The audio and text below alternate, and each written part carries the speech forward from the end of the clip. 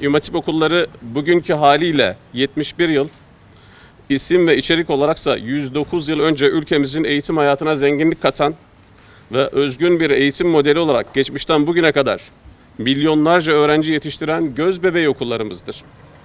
İmam Hatip okulları ülkemizin gelişmesine katkı sunan, milli birlik ve beraberliği önceleyen, toplumda sevgi, saygı ve hoşgörü ikliminin oluşmasına ciddi katkıları olan eğitim kurumlarıdır. Bu okullar kurulduğu günden itibaren milletimizin yoğun teveccühüne mazhar olmuş, milletine, devletine ve vatanına aşkla hizmet eden nesiller yetiştirmiştir.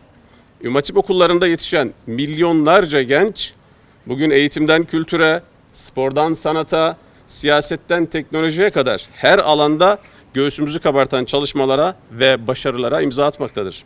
İmam Hatip okulları öğrencisi, öğretmeni ve müfredatıyla bu ülkenin milli eğitim sisteminin bir parçasıdır. Eğitim sistemimiz içerisinde farklı kademelerde birçok farklı okul türü vardır. Ve İmam Hatip okulları da bunlardan bir tanesidir.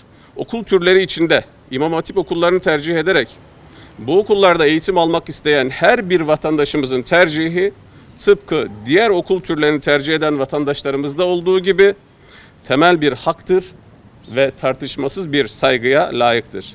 Bu husus temel insan hakları ve anayasamız açısından gayet açıktır.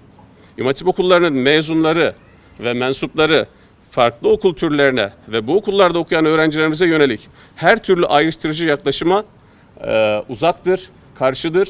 Bu çirkin tavırın da daima karşısında durmuştur.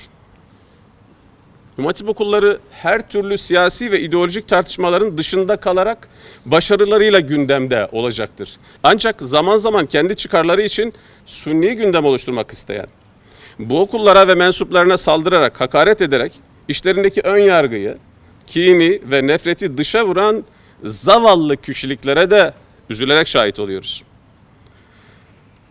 Gülşen isimli bir şahsın konser sırasında İmam Hatip okullarına, bu okullarda okuyan öğrenci ve öğretmenlere yönelik çirkin itham ve iftiralarda bulunması, toplumu alenen kin ve düşmanlığa sevk etmektedir.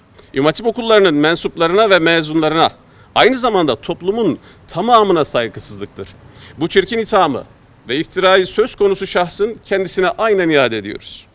İmam Hatip okullarına ve mensuplarına yönelik bu saygısızlığından dolayı kendisini şiddetle kınıyoruz. Bugün İmam Hatip okullarımızda okuyan yaklaşık 1,5 milyon öğrenciyi, bu öğrencilerin aileleri ve bu okullardan mezun olanları dikkate aldığımızda 10 milyona yakın bir kitleyi çirkin iddialarla itham etmiş bulunuyor. Toplumun fay hatlarını yerinden oynatma çabasındaki bu davranışlarında yine şiddetle kınıyoruz. Bu terbiyesizliği asla sineye çekmeyeceğimizi, hukuk önünde hesap soracağımızı kamuoyuna çok net ve açık bir şekilde duyuruyoruz. Toplumumuzu, aile yapımızı ve nefsimizi ifsad etmeyi kendisine vazife bilen bu saygısız şahsın tüm İmam Hatip okul mezunları ve mensuplarını halkımızı hukuk önünde hesap sormaya davet ediyoruz. Önder İmam Hatipler Derneği mensupları olarak bugün tüm illerimizde bu açıklamayı sizlerle paylaşıyoruz. Ardından Cumhuriyet savcılıklarına söz konusu şahıs hakkında hukuki işlem yapılması için suç duyurusunda bulunacak ve gereğini talep edeceğiz.